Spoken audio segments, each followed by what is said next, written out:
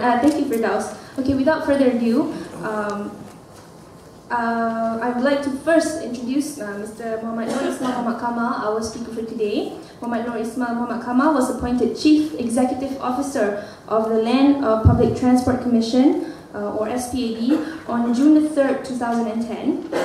Mohd Nur started his career as a senior financial analyst with CNA Financial Group in Chicago, Illinois. After receiving an MBA with distinction from Kellogg's Graduate School of Management, he joined A.T. Kearney Inc., a top-tier global management consultancy headquartered in also Chicago, as an associate. Now, after living in the United States for 14 years, he moved back to KL with A.T. Kearney serving clients in Singapore, Thailand, Hong Kong, and Australia. In 2001, he joined Accenture, a global technology and management consultancy, as you all know, as manager of strategy and business architecture group. Now, between 2003 and 2006, Mohd Nur was a senior GM of DRB Highcom Berhad and served as a member of the board of directors of DRB Highcom Information Technology Sdn Berhad. Between 2007 and 2008, Mohd Nur was a deputy director at the Ministry of Higher Education. Now, at the ministry, he assisted in the preparation of the ministry's strategic plan and led various teams to develop the critically acclaimed National Higher Education Action Plan.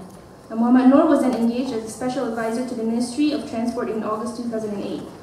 There, Mohd Nur successfully led the Urban Public Transport Lab in developing 11 high-impact initiatives as a component of the GTP, the Government Transformation Program.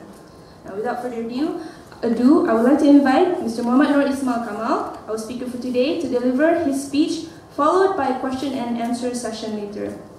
Mr. Mohd Nur.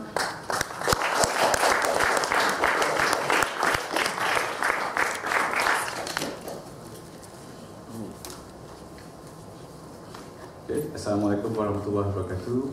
Very good evening and salam satu Malaysia. We are required to do that these days. And for those of you who mistakenly thought that the PM would be here tonight, I apologize.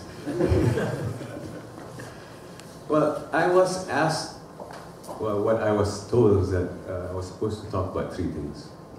First, about my journey, how I got to be here. Second, a little bit about SPAD, or Suruhanjaya Pengangkutan Awam Darat, my organization. And third, the hottest topic of MRT. I will start with the hardest one first, about myself. But it was pretty much covered by Miss MC here just now, actually. Let me just elaborate about the journey, the stops along the way, and what motivated me to join the public sector.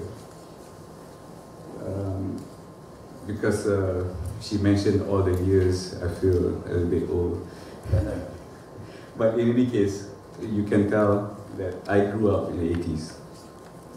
I was in the States in the 80s, and at that time, it's all about money, Wall Street, greed is good era.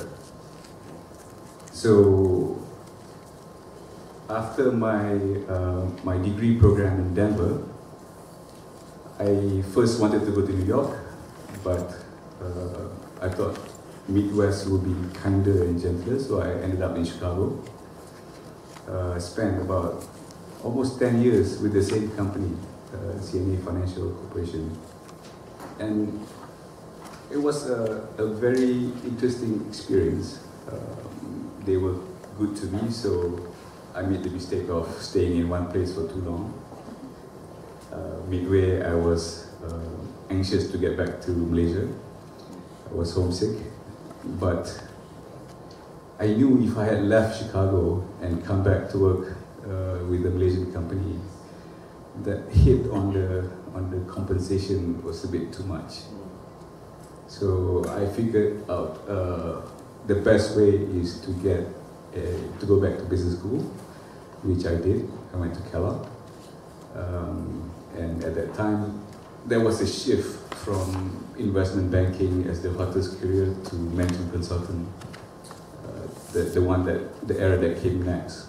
So I decided I would go to Kellogg and really work behind to become a management consultant, which I did. So it was a very interesting experience, because making the shift from a very steady desk job to something that you go from one client to the next, you're never in one place more than 6 months. It was quite challenging, but quite fulfilling at that time, because people look at you and pour their hearts out and expecting that you can help, and when you do that, it is very satisfying. And but I knew I had to come back here, and at that time AT was expanding in Southeast Asia, so they offered me to relocate back to KL, which I took without even thinking, but I ended up not being in Malaysia. I spent the next 3 years all over Southeast Asia, mainly a couple of years in Singapore, working on various projects in financial services, even microelectronics, and then 1 year in Bangkok. I knew at that time I had an apartment in Bangsa. 1 year I stayed in that apartment for about 12 days. And I didn't know anyone in Malaysia. So that's when I decided, okay, enough is enough. I resigned, took a year off, wandered around, spent 6 months in Las Vegas.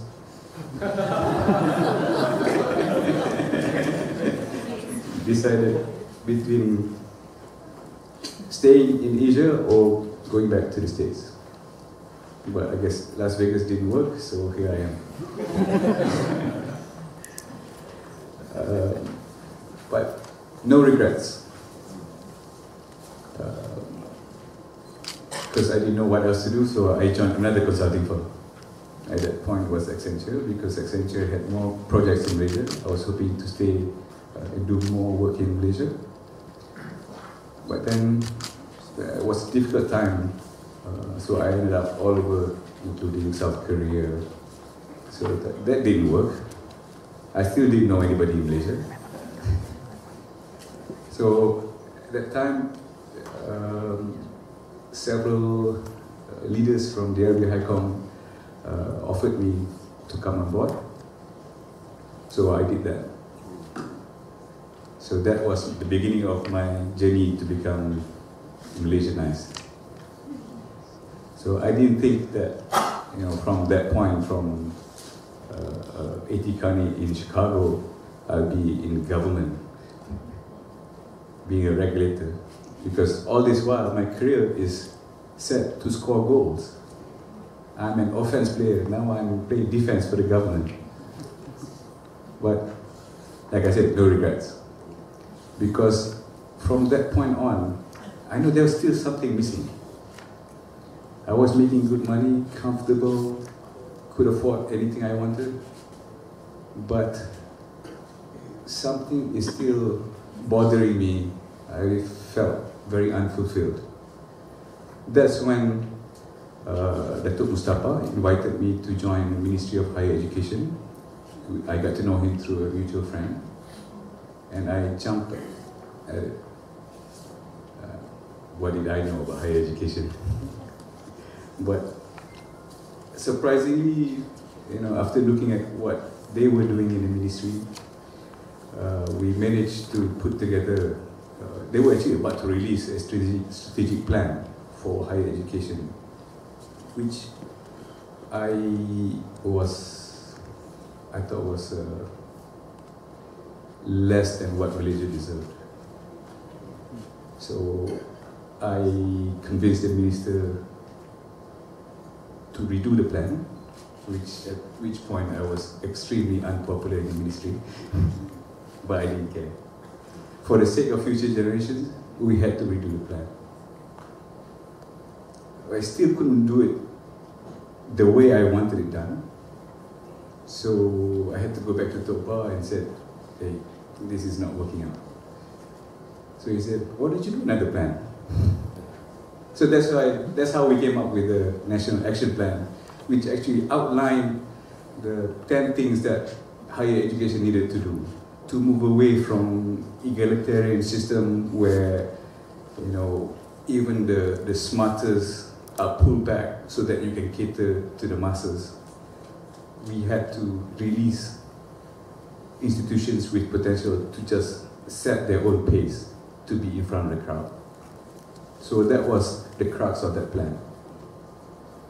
When Datuk Mustafa moved to agriculture, I was offered by the new Minister of Transport then, Datuk Sri Ong Tikiat, to join him in the Ministry of Transport.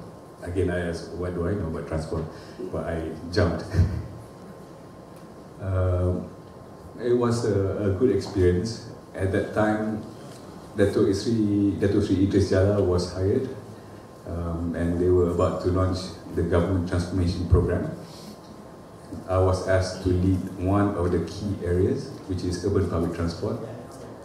And it was extremely rewarding, even though it was very short. It was like 4 or 5 months. That is when I guess I was noticed. Towards the end, Datuk Sri Ong Tikiat lost his job, so I was wondering what to do. Datuk Sri Idris Jala offered me a job as a director in Pemandu. I already signed the letter of acceptance, but then I got a call from Tan Sri No saying that, no, PM doesn't want you to take that job. I thought, okay, he hate me that much.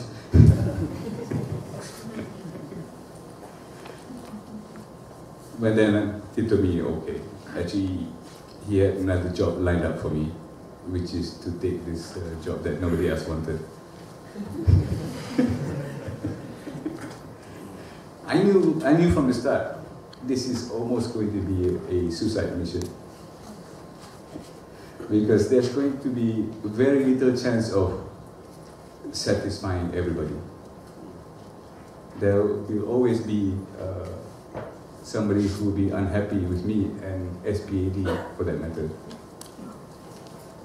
The operators, now with MRT, the homeowners are angry with me.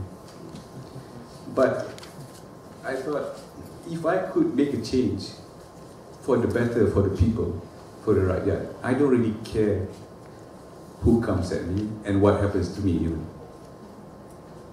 That doesn't matter. I've got my credentials, I can always get another job. So what happens between now and the end of my contract doesn't matter. As long as I can make a difference, I will be extremely happy. And for this 1 year since our formation, I think we have made a lot of difference. It is not showing yet, but I know we have made a lot of difference. So when the organizer asked me to come and speak today, I had my apprehension. I'm not sure what angle I wanted to, or I should talk about. But then Anafi, one of my team members, said that we need people. We need like-minded people who want to change the world. So I thought, okay, good idea.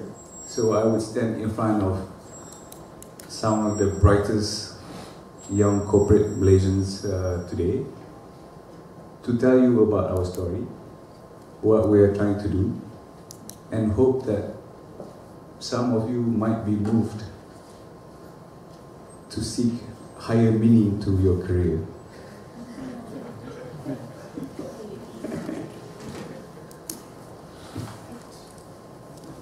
This is true. I mean, this has always been my pitch because I speak from the heart. If you look for the finer things in life, luxury, money, we can provide some of that. But the person you will become after you're done at SPAD is going to be somebody that you are proud of. So that was my sales pitch for today.